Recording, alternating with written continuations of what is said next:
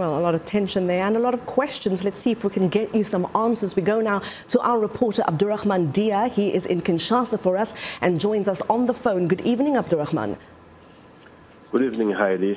Tell us, what is the latest there and what has the reaction been on the political front? Well, let's just say that the people have consumed the news and they know that they won't be going to the polls on Sunday. So the tension is, let's say, less noticeable in town compared to yesterday, and they are going on their normal business, trying to have a normal day. But it's when you talk to them that you know the anger and the frustration. They let it out.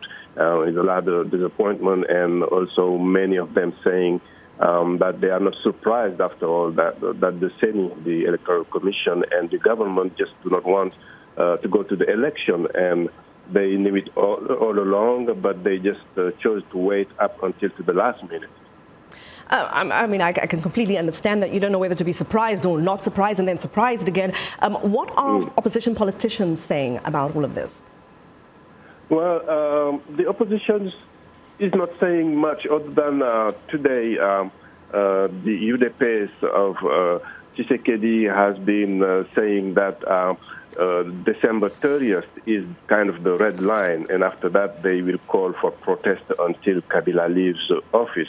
Felix Tshisekedi himself has called for on his supporters to remain calm for now, but they are saying they cannot go beyond December 30th. So that is basically what they're saying.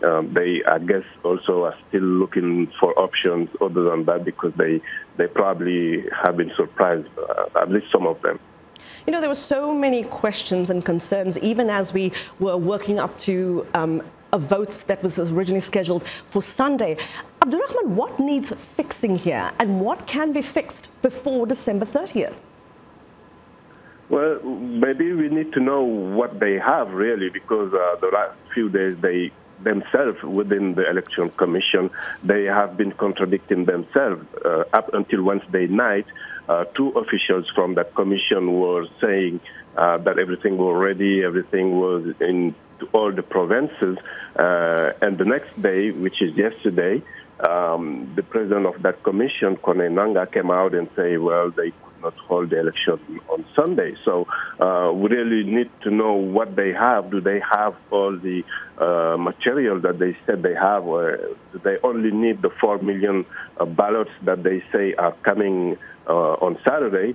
So if we have that, maybe did they take it to all the provinces? That is another question.